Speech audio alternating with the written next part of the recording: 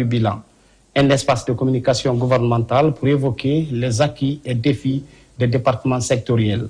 Ce soir, nous recevons Madame Aminata Kaba, ministre de l'Enseignement technique, de la formation professionnelle et de l'emploi.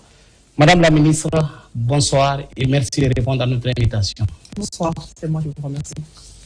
Pour co-animer cette émission, je suis en compagnie de Ousmane Telibari. Ousmane Telibari est journaliste à la Radio Nationale. Ousmane Telibari, bonsoir. Bonsoir Terna, bonsoir aux millions de téléspectateurs de la télévision nationale et surtout, merci d'avoir accepté notre invitation, Madame la ministre.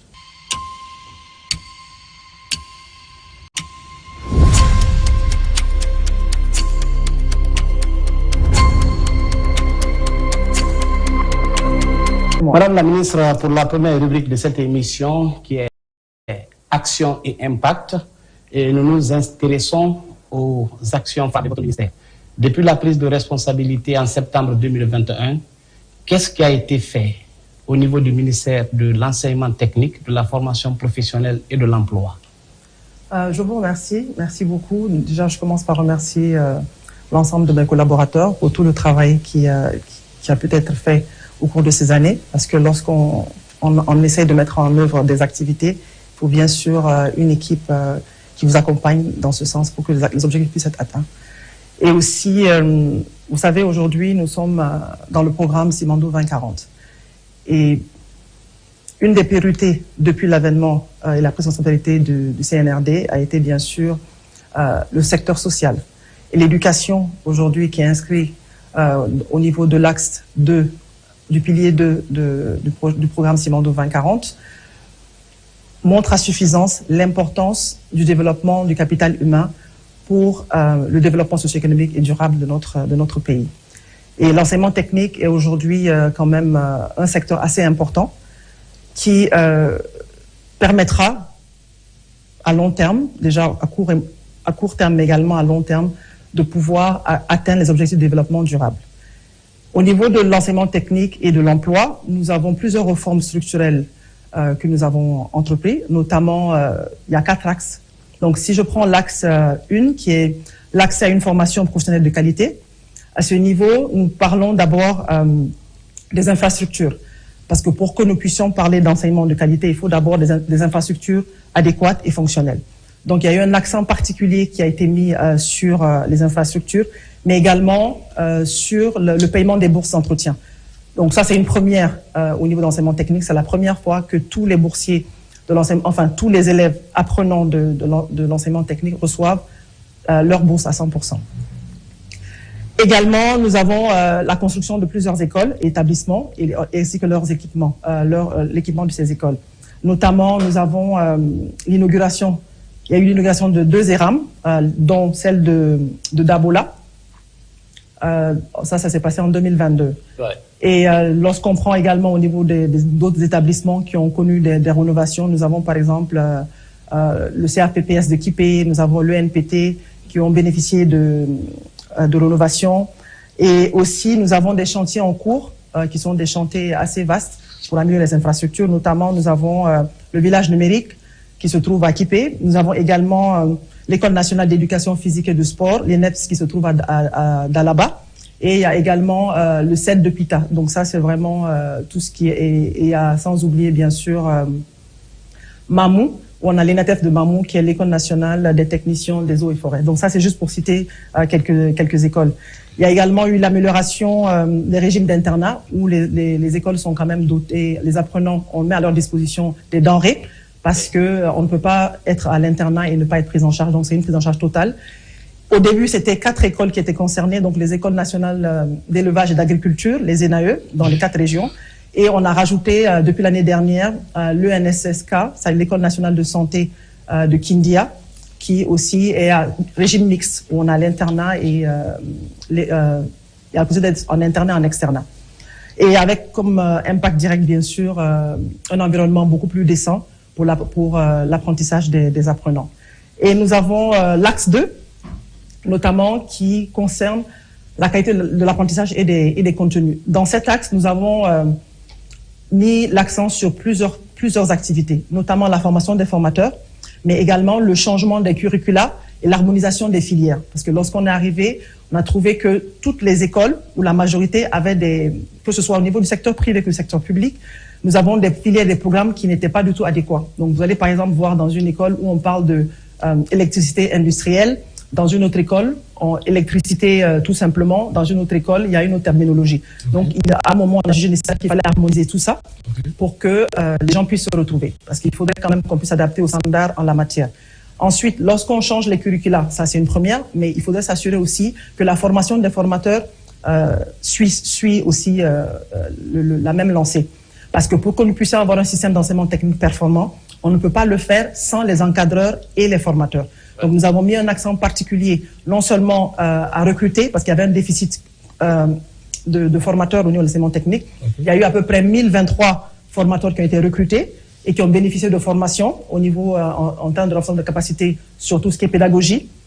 Mais aussi, on a envoyé des formateurs à l'étranger, notamment en Côte d'Ivoire, où on a signé un accord de coopération avec le ministère en charge de l'enseignement technique, mais également avec le Maroc, où on a envoyé une vingtaine de formateurs, disons 10 formateurs au niveau du Maroc et une quinzaine de responsables d'établissement au niveau de la Côte d'Ivoire. Ils ont passé à peu près des séjours entre 1 et 3 mois.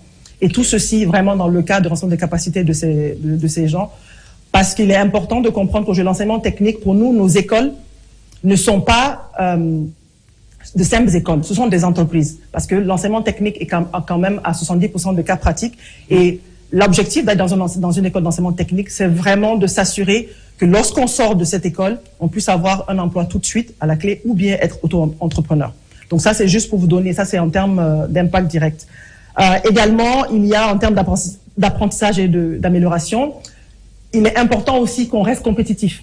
Donc, il y a eu depuis 2 ans l'organisation des Olympiades des métiers. Il y a eu la première année les Olympiades des métiers sur le plan national. Et cette année, par exemple, on a décidé d'innover où on a fait dans chaque région administrative des Olympiades pour que ça puisse se passer, que ce soit délocalisé, pour mettre aussi en valeur les services déconcentrés et permettre aussi à tous les élèves de pouvoir participer de façon équitable. Okay. On a également introduit depuis l'année dernière, tout à l'heure j'en parlais, lorsqu'on parle de compétitivité, on parle de compétition, il est important aussi de reconnaître le travail bien fait.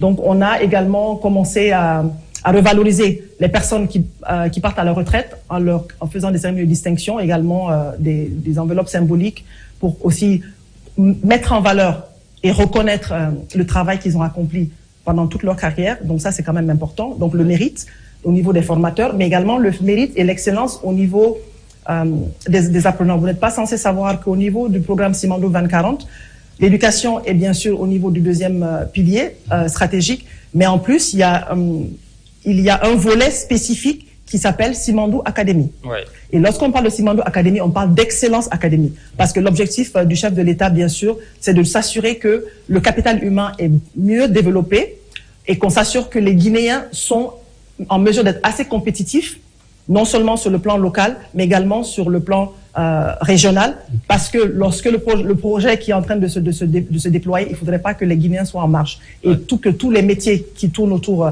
de ces projets, qu'on puisse avoir la main-d'œuvre locale qualifiée d'abord sur place. À ce titre, on a récompensé à peu près 87 lauréats.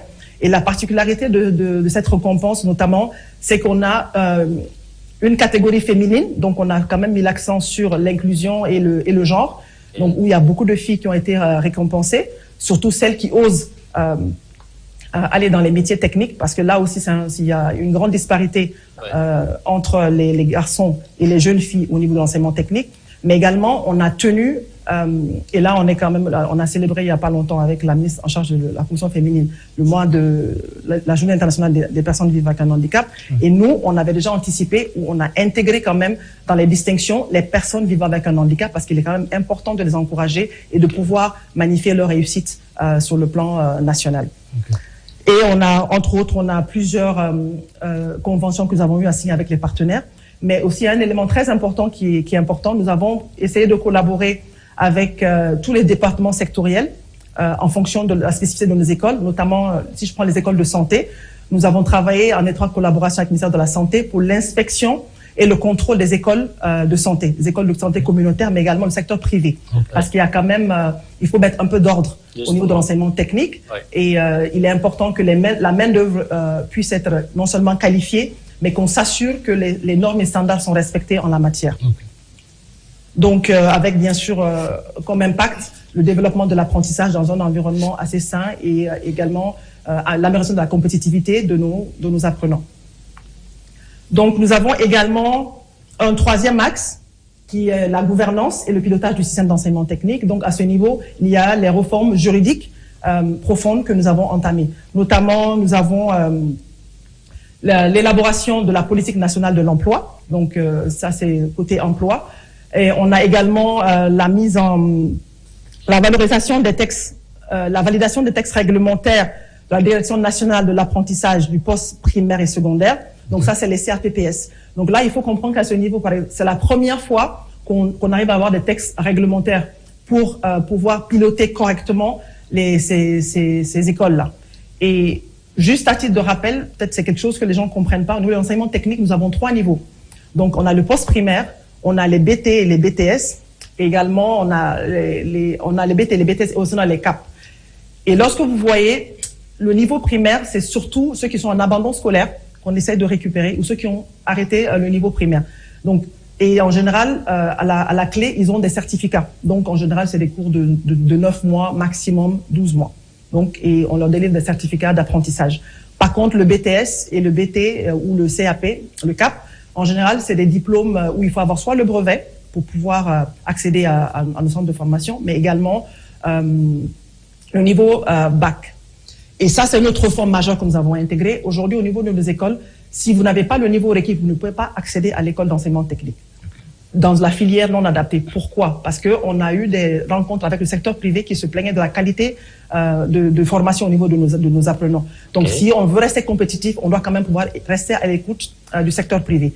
Et c'est pour ça que depuis l'année dernière, depuis 2 ans, on essaie quand même de resserrer et de nous assurer du respect des critères d'éligibilité en fonction des niveaux. Donc, si on n'a pas le bac, on ne peut pas faire un BTS, on peut faire un BT. Si on n'a pas le brevet, on ne peut pas faire un CAP. Ça, c'est juste pour donner à titre d'exemple. On a également eu ça, c'est quand même une réforme majeure qu'il est important de signaler, c'est la révision des cahiers de charges des écoles privées. Donc, pour qu'on puisse délivrer un agrément, il y avait des textes qui existaient, bien sûr, pour réglementer le secteur, mais ces textes n'étaient pas spécifiques et n'étaient pas uniformisés. Donc, quelque part, on a constaté qu'il y avait beaucoup d'écoles qui fonctionnaient, qui n'avaient pas d'agrément adéquat ou qui ouvrent dans des filières non appropriées. Donc, on essaie de mettre un terme à ça par des contrôles et on a tenu un atelier de validation de ces textes réglementaires. Et aujourd'hui, un arrêté a été, bien sûr, signé dans ce sens-là. Mais c'est juste pour vous expliquer aussi que ça a été un processus assez inclusif pour que chacun puisse y trouver son compte. La mise à disposition de moyens logistiques au niveau de nos formateurs et également de nos encadreurs. Donc, on a mis à disposition des motos pour les maîtres de stage, mais également, nous avons mis à disposition des pick-up pour les inspecteurs régionaux. Donc, chaque région administrative a bien pu bénéficier d'une pick-up pour faciliter la mobilité, mais aussi s'assurer du contrôle que nous attendons en matière de qualité sur le terrain. Donc aujourd'hui, c'est quand même important de signaler qu'on a quand même également d'autres points qui ont un impact assez important, c'est notamment la digitalisation. La digitalisation du secteur aujourd'hui au niveau d'enseignement technique, tout le système est intégré. Donc nous avons une plateforme qui s'appelle Parcours Pro et Parcours Pro a plusieurs modules. Nous avons d'abord le module d'inscription et d'enregistrement, mais également le suivi du paiement des bourses. Donc, quand je parle d'inscription, c'est l'inscription des apprenants. Il y a également leur suivi académique, donc et aussi le paiement de leur bourse. Comme la bourse a été attribuée, comme j'ai dit tout tantôt, il y a 100% de bourse qui a été attribuée à tous les apprenants de l'enseignement technique. Il faut quand même un suivi pour s'assurer que l'argent va à la bonne personne. Donc, tout le processus a été digitalisé. Au début, c'était manuel, c'est-à-dire on payait les gens au guichet. Ensuite, on a commencé à faire des virements. Donc aujourd'hui, on fait des virements sur le compte téléphoniques, donc en fonction de ce que les enfants disposent. Ont-ils des cartes en ce moment, des cartes d'étudiants? Non, c'est pas des cartes. Aujourd'hui, ils ont la possibilité de retirer sur leur téléphone ou bien de se rendre dans des stations où ils peuvent faire un retrait directement à ce niveau-là. Ça nous permet de faciliter le contrôle pour le retrait de ces bourses-là. Également, nous avons au niveau de Parcours Pro la plateforme InserJeune. La plateforme InserJeune, c'est beaucoup plus pour la partie insertion des apprenants lorsqu'ils sont à la recherche de stage ou bien quand ils sont à la recherche de leur premier emploi. Donc, c'est une interface qui permet de mettre le secteur privé et nos écoles en connexion. Les connecter, en fait. Donc, c'est une interface, en fait, entre le secteur privé et nos écoles et nos établissements. Mais également, ça facilite, en fait, la recherche d'emploi. Et aussi, ça permet aussi aux partenaires de mieux apprécier en fait les évolutions, mais également les profils des uns et des autres. Et l'autre aspect aussi, comme je parlais tantôt, nous avons l'aspect des agréments. Aujourd'hui, on a le cahier de charge, bien sûr, qui est mis à disposition, mais tout le processus va désormais se passer en ligne. Donc, on a le module des agréments pour toute demande d'agrément aujourd'hui. Vous pouvez bien sûr vous connecter en ligne et chercher à faire votre demande d'agrément en ligne sans difficulté. Et cette plateforme aujourd'hui, elle est aujourd'hui opérationnelle, mais on attendait en fait la validation du cahier de charge pour qu'elle puisse être utilisée et mise à disposition des personnes concernées, donc notamment le secteur privé. Aussi, nous avons, lorsqu'on parle on va un peu parler de l'emploi, parce qu'il n'y a pas seulement que la formation technique et la formation professionnelle. Donc, il y a aussi l'aspect emploi, parce que je suis quand même la mise en charge de l'emploi. Et à ce niveau, nous avons plusieurs dispositifs que nous avons pu mettre en place pour améliorer l'emploi dans le secteur formel comme dans le secteur informel. Au niveau du secteur informel spécifiquement, nous avons des EP en charge de la formation. Notamment, nous avons l'ONFPP qui facilite en fait la formation du secteur informel et formel. Nous avons l'AGIP aussi qui est là qui est l'agence guinéenne de promotion de l'emploi et de l'entrepreneuriat, parce que c'est quand même important. Je l'ai signalé tantôt, soit on est demandeur d'emploi, soit on est entrepreneur. Ça facilite quand même une meilleure insertion socio-professionnelle. Donc à ce niveau, on a eu, en termes de statistiques, on a plus de 4000 travailleurs qui ont été profilés en 2025 pour les préparer aux opportunités d'emploi. On a eu 3000 jeunes demandeurs d'emploi qui ont été formés. Il y a eu la formation de 25 conseillers sur 31 en entrepreneuriat, donc la formation poursuit son cours bien sûr. Et sur les 1454 demandeurs d'emploi à la Maison de l'Emploi, nous avons eu 234 stages probatoires. Et en termes de formation du secteur formel, notamment les entreprises, on a quand même pu déployer, ça c'est avec le CNPG et l'ONFP concomitamment, 632 modules de formation continue au profit de 220 entreprises qui touchent à peu près 8 899 employés entre 2021 et 2025. Donc ça, c'est pour vous dire vraiment, ça c'est vraiment avoir des chiffres assez précis pour mesurer l'impact en fait de la politique d'emploi que nous avons bien sûr, que nous sommes en train de dérouler au niveau du ministère en charge de l'emploi. D'accord. Madame la ministre, nous allons revenir sur les autres volets tout à l'heure lorsqu'on va entamer le débat et nous revenons sur la rubrique 2 de cette émission. C'est bien le débat, une phase que nous journalistes aimons beaucoup. Donc j'ai avec moi mon confrère Ousmane Telli qui va poser la première question. Merci beaucoup, Madame la Ministre, pour cette intervention brillante. Surtout, il faut le rappeler avec des chiffres et des précisions. Aujourd'hui, l'enseignement technique est souvent perçu comme une orientation par défaut ou une école de seconde change. C'est comme ça, on aimait le dire. Vous pensez qu'avec ces réformes que vous avez engagées, les résultats obtenus aujourd'hui, que vous avez mesurés pour savoir sur le terrain et évaluer vos performances, comprendre réellement, est-ce que cette perception a changé au niveau des jeunes et des parents d'élèves? Déjà, la perception commence par nous-mêmes. Il faudrait qu'on arrête l'appellation de l'école de la deuxième chance. Pour moi, je le dis à qui veut l'entendre, l'enseignement technique est un secteur stratégique. Et pour moi, ce n'est pas l'école de la deuxième chance, c'est un choix. Donc, ça reste un premier choix. L'enseignement technique, c'est pour ceux qui veulent tout de suite être employables, ceux qui veulent faire de l'auto-emploi. Donc, et c'est pour ça que d'ailleurs, le principe, c'est d'avoir d'abord des cours beaucoup plus de pratique que de théorie. Et les petits métiers que les gens négligent, quand on regarde dans la pyramide des emplois, il y a combien de gens qui ont le degré PhD, doctorat? Il y a combien de franges de la population qui ont un master? Il y a combien de franges de la population qui ont un BTS et etc. L'enseignement technique, aujourd'hui, les métiers comme la plomberie, la menuiserie, la chaudronnerie, sont des métiers stratégiques qui ne vont pas disparaître. Ouais. Contrairement à d'autres métiers qui vont disparaître avec l'apparition, avec l'évolution technologique. Donc, il est quand même important de comprendre que c'est pas parce qu'on a choisi de faire des études courtes on doit se dire que ce qu'on fait comme étude n'a pas de valeur. Au contraire. Lorsqu'on prend le projet Simandou, la majorité des gens, des travailleurs sur ce projet, ce sont des gens qui sont censés être issus de l'enseignement technique. Surtout des ouvriers au niveau de la phase de construction. Parce qu'on veut des ouvriers qualifiés. Ouais.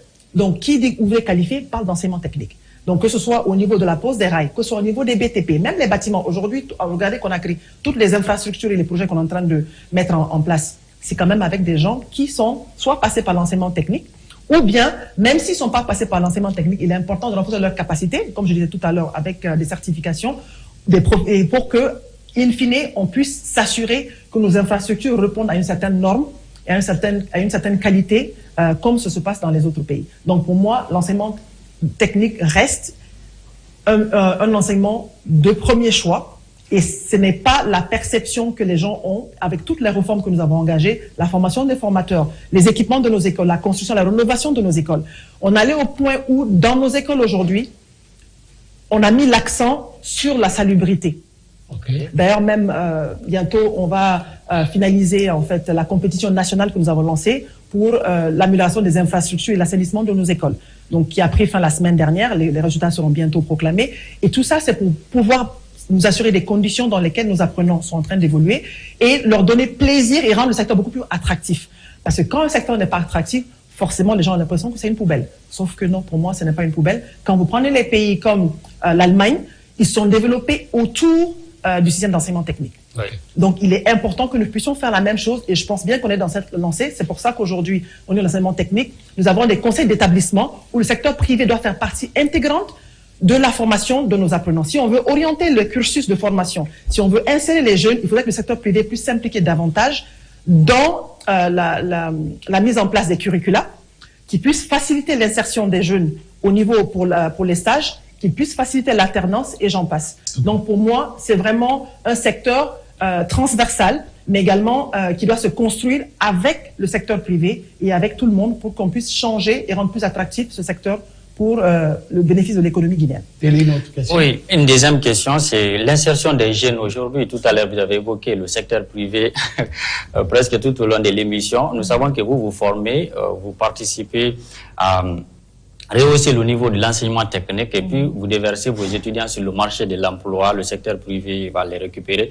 Aujourd'hui, au niveau de l'insertion de ces jeunes sur le marché de l'emploi, est-ce que vous avez un mécanisme de suivi? Parce qu'après la formation, il y a l'insertion. Et puis, il y a un suivi derrière pour savoir réellement est-ce que vos étudiants évoluent dans les secteurs respectifs où ils ont étudié dans vos centres de formation. Bon, déjà, j'aimerais vous informer qu'il y a aujourd'hui au niveau de l'enseignement technique, de la formation professionnelle de l'emploi, la maison de l'emploi et de l'entrepreneuriat, qui est co-gérée par l'ONFPP et la GIP. Et cette maison a pour rôle principal, justement, de faciliter l'insertion de nos jeunes apprenants, mais également ceux même qui ne sont pas passés par nos écoles et qui sont à la recherche d'emploi. Okay. Et donc, pour tout ce qui est conseil, orientation, si vous voulez faire si vous voulez être employé, comment faire votre CV, comment préparer une interview, vous vous orientez vers cette maison de l'emploi qui dispose d'antennes régionales, parce que là aussi c'est important de préciser. Okay. La Guinée ne s'arrête pas à Conakry pour vous aider en fait à trouver votre premier emploi ou à faciliter un stage. Et donc tout à l'heure j'ai donné les chiffres d'insertion. On a 234 stages qui ont pu être trouvés cette année, en 2025. Aussi, nous avons au niveau je parlais tout à l'heure de la plateforme InserJeune, qui a permis d'accompagner plus de 2000 apprenants depuis. Et ça, c'est quand même une plateforme qui permet le suivi de nos apprenants. Okay. Donc, s'assurer que est-ce qu'ils ont pu être insérés, oui ou non, qu'est-ce qui s'est passé. Et on a même aujourd'hui une base de données où on a les numéros de nos diplômés. Parfois, c'est pas évident parce qu'ils changent de numéro. Il y en a, c'est le numéro de leurs parents. Lorsqu'on a le secteur privé nous fait appel pour avoir, en fait, des profils. Pour des profils, exactement, merci beaucoup. Tout de suite, on va dans cette base de données qui est aujourd'hui disponible, notamment soit sur la plateforme InserJeune, soit au niveau de de la Maison de l'Emploi et de l'Entrepreneuriat pour mettre à disposition les divers profils demandés. Mieux, peut-être c'est quelque chose dont peut-être que j'ai omis, c'est pour la première fois, nous avons, depuis cette année, commencé à publier des bulletins trimestriels pour avoir les chiffres et les données sur le secteur de l'emploi. Donc, on a déjà eu le premier bulletin, les 2 premiers trimestres de l'année qui aujourd'hui sont à disposition, et vous pouvez visiter le site de l'AGIP pour avoir ces statistiques, des statistiques beaucoup plus précises.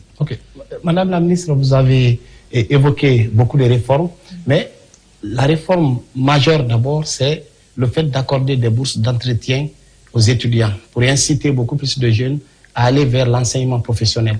Mais est-ce qu'au retour, Telly évoquait un peu un des volets, est-ce qu'au retour, vous avez un taux aujourd'hui qui atteste que les sortants de vos écoles et de vos centres de formation professionnelle sont employés ou sont employables? Attention, il ne faut pas confondre. Ce n'est pas parce qu'on a accordé des bourses d'entretien que les gens vont rester dans nos écoles ou que les gens vont avoir de l'emploi. Les bourses d'entretien ça incite les gens à venir vers les écoles. Pas du tout. Les bourses d'entretien sont là pour appuyer les apprenants à venir à l'école pour des problèmes de transport, parce qu'on n'a pas forcément les mêmes moyens. C'est pour avoir un certain équilibre. C'est un peu comme au niveau d'enseignement supérieur, il y a les pécules, exactement.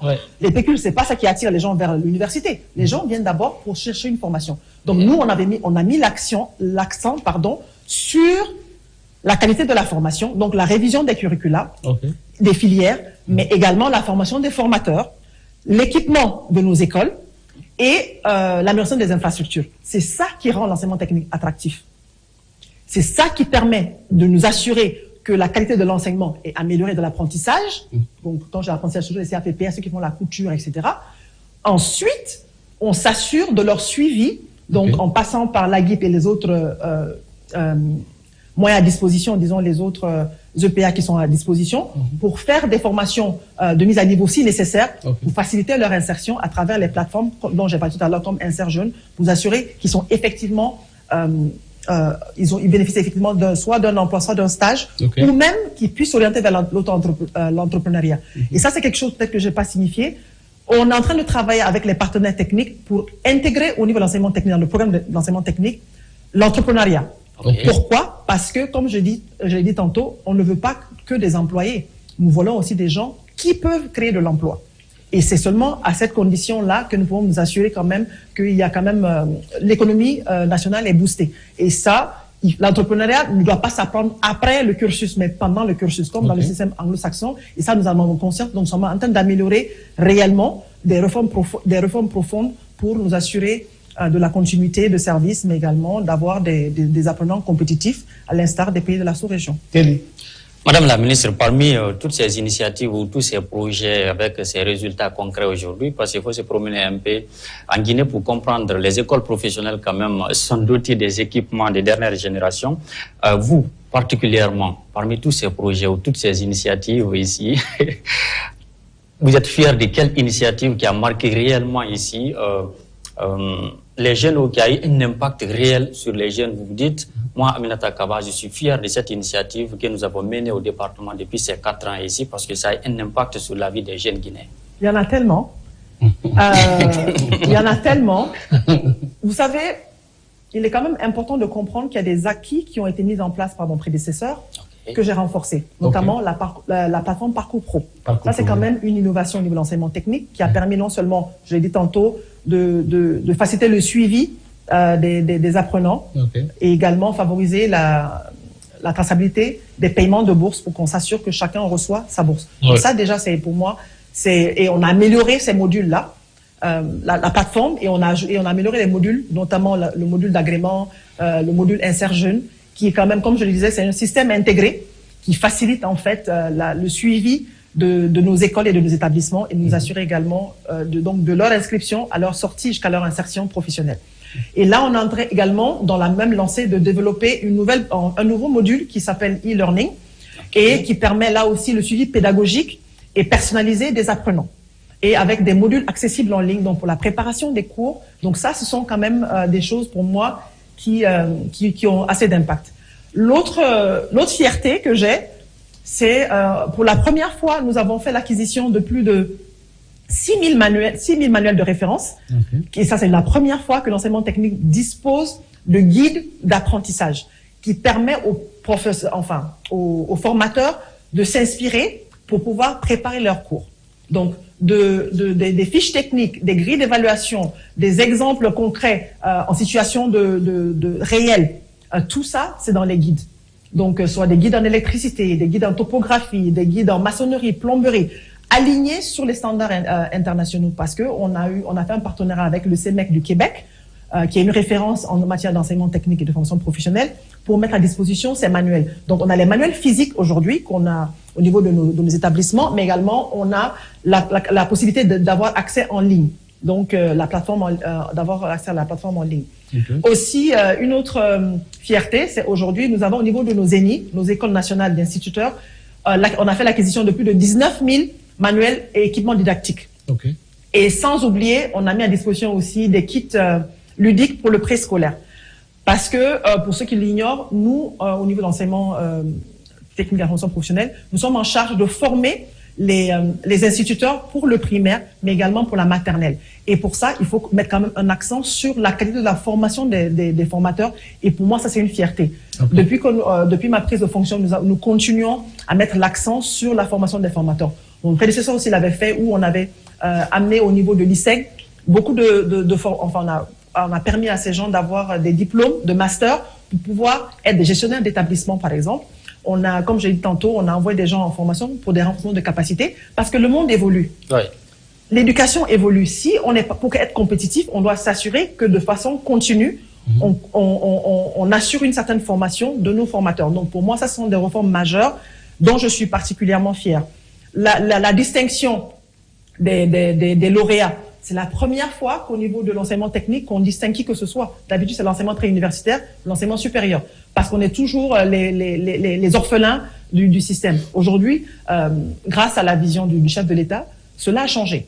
Lui, déjà, vous savez bien, depuis le début de sa prise de responsabilité, il a vendu les véhicules qui étaient au niveau du garage du gouvernement, tout ce qui était pick-up, 4x4, etc., V8. Et c'est cet argent qui a permis de rénover les centres de formation technique et professionnelle pour changer les équipements et également, et ça c'est juste pour donner quelques exemples. Donc dans cette continuité, il est important aussi de mettre l'accent sur la formation des formateurs et la dotation de nos écoles en équipement de dernière technologie, mais également de nous assurer que nos apprenants sont dans les meilleures conditions d'hygiène, de santé, de sécurité. Comme je l'ai dit, il y a une compétition aussi. C'est une nouveauté.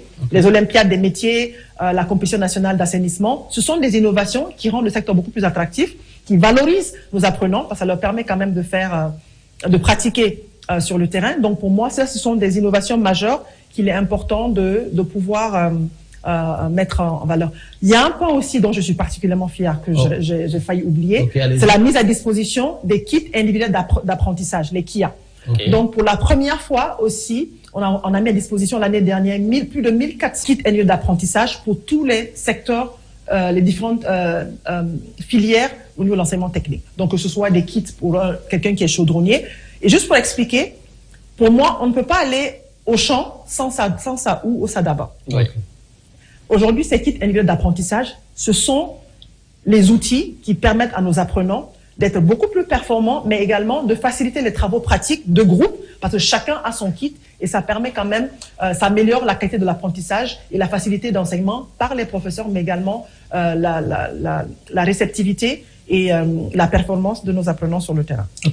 Après les cours, moi, je vais évoquer tout à l'heure le cas des écoles régionales des arts et métiers.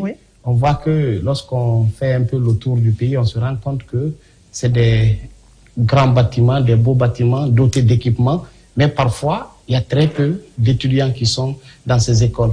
Pourquoi ces écoles ont du mal à drainer des étudiants? Bon, je pense que ça dépend de plusieurs facteurs. Vous savez, un projet, ça se conçoit et ça doit être pensé correctement. Si vous faites un projet qui n'est pas correctement pensé, qui n'est pas un projet intégré, forcément, ça donne ces résultats-là. Quand vous partez dans les autres pays, ce genre d'école n'existe pas s'il n'y a pas le système d'internat. Okay. Aujourd'hui, les écoles, les ERAM qui sont à disposition, avec l'aide des partenaires techniques, la BI, la Banque islamique de développement notamment, justement, a été mise en place, ont été construits sans système d'internat. sans penser ni au dortoir, ni même aux cantines parfois. Et donc, quand c'est comme ça, on dit une école régionale. Ça veut dire que c'est dans une région bien précise, c'est pour toutes les préfectures environnantes. Oui. Mais si les gens viennent dans une région, dans une préfecture bien précise, et qu'ils n'ont pas forcément des facilités d'hébergement, ça va décourager. Et il faut rappeler que ces écoles régionales sont un peu loin de la ville. Exactement. Sont très par exemple, si je prends l'école régionale des arts et métiers de Sigiri, il est à 15 km du centre-ville. Donc complètement à l'extrême. Donc ça, en termes de déplacement, de transport du centre-ville pour venir, c'est un défi. Pour ceux qui ne sont pas natifs de la ville, c'est un défi. Et autre chose, vous avez des écoles régionales qui ont été placées dans des régions administratives qui ne sont pas des préfectures, la région administrative elle-même. Si vous regardez, les rames de l'AB se trouvent à l'AB. Les rames de Zérékoré se trouvent à Zérékoré. Les rames de Boké est à Boké. On a les rames de Koya et on a l'ENAM de Conakry, qui est l'école nationale des arts et métiers. Donc c'est à cette image-là qu'on a mis en place les écoles régionales. Sauf que vous avez Dabola. Dabola, la région administrative de Farana est plus importante que celle de Dabola, mais l'école a été mise pour quelle raison à Dabola, je ne sais pas, mais sauf qu'en termes de population, il aurait été beaucoup mieux d'avoir cette école à Farana qu'à Dabola. Parce qu'avoir toute une activité économique qui aurait été beaucoup plus attractive que celle de Dabola. La même chose pour Sigiri. C'est vrai que Sigiri est une zone aurifère, sauf que beaucoup d'enfants ou même de jeunes sont sont au niveau des mines. D'accord. Mais là, qu'est-ce qu'on peut faire, madame, pour rectifier le tir? C'est les dortoirs. Il faut absolument construire des dortoirs. Est-ce qu'il y a des débats avec les partenaires en cours? En ce moment, il y a des réflexions. On a demandé à faire des études pour justement combler ce vide et nous assurer que ces écoles régionales des arts et métiers disposent de dortoirs, filles et garçons, et aussi nous assurer d'inciter le secteur privé à beaucoup plus s'impliquer pour qu'on puisse créer un écosystème économique qui va permettre comme on appelle, à rendre les écoles beaucoup plus attractives. Une dernière question à madame la ministre. Quels sont les défis rencontrés par le département? Mais déjà, les partenaires et le département sont en réunion ou bien en concertation pour résoudre ces problèmes. Peut-être une dernière question, c'est que répondez-vous à ceux qui pensent que malgré ces efforts aujourd'hui, les écoles professionnelles restent invisibles ou restent peu fréquentées par rapport aux universités d'enseignement supérieur? C'est parce que le secteur n'était pas assez attractif. C'est aussi simple que ça. Si les gens pensaient ou continuent à penser que l'école professionnelle, comme vous l'avez vous-même dit tout à l'heure, au début de vos propos, que c'est l'école de la deuxième chance. Oui, de seconde main. Parce que ça veut dire que quand on n'a pas le choix, aller vers l'enseignement technique. Et c'est ça qu'on veut briser, ce stéréotypage qu'on veut absolument supprimer. Et on va essayer peut-être d'améliorer beaucoup plus nos communications, et je pense qu'on est en train de le faire, montrer les acquis, montrer le changement qui est en train de se faire. On a fait toutes ces réformes-là justement pour briser ces stéréotypes-là, mais aussi nous assurer qu'il y a quand même une adéquation entre l'offre d'emploi et la formation. Et c'est pour ça qu'on est en train de faire beaucoup de réformes à ce niveau. Et là, en perspective, par exemple, nous avons prévu pour la fin de cette année et début de l'année prochaine de mettre à disposition 20 nouveaux programmes de formation adaptés aux besoins réels du marché de l'emploi. Et ça, c'est encore en collaboration avec le on a comme invité aujourd'hui Madame Aminata Kaba, ministre de l'Enseignement technique, de la formation professionnelle et de l'emploi. Nous entamons la troisième phase de cette émission, la rubrique à la loupe, parole aux citoyens.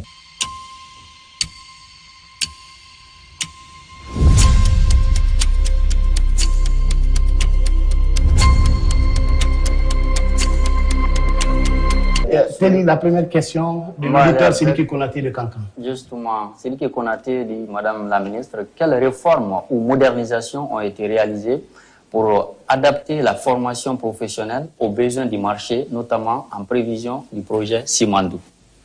Je pense que c'est une question à laquelle j'ai presque répondu, c'est-à-dire notamment, il y a d'abord la formation des formateurs, on a mis un accent quand même dessus, l'analyse des besoins du... 123 formateurs formés. 1023. 1023. Ah, okay. 1023 formateurs formés. Okay.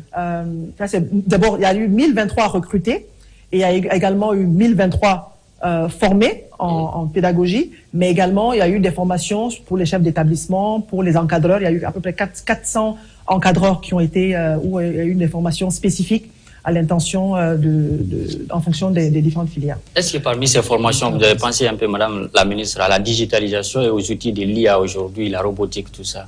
Ça, c'est dans l'aspect changement du contenu de formation. Ça, c'est pour l'IA.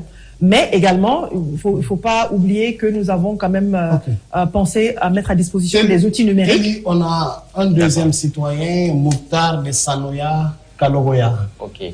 Mouktar dit, vos grands projets comme le village numérique est à quel niveau d'exécution et le projet de Dalaba et Pita aussi? D'accord. Concernant le village numérique, il faut comprendre qu'il est en différents lots. Okay. Nous avons le lot 1, le lot 2, le lot 3. Donc, en termes de pourcentage, à peu près, si on prend un pourcentage moyen au niveau du lot 1, on est à peu près à 30%.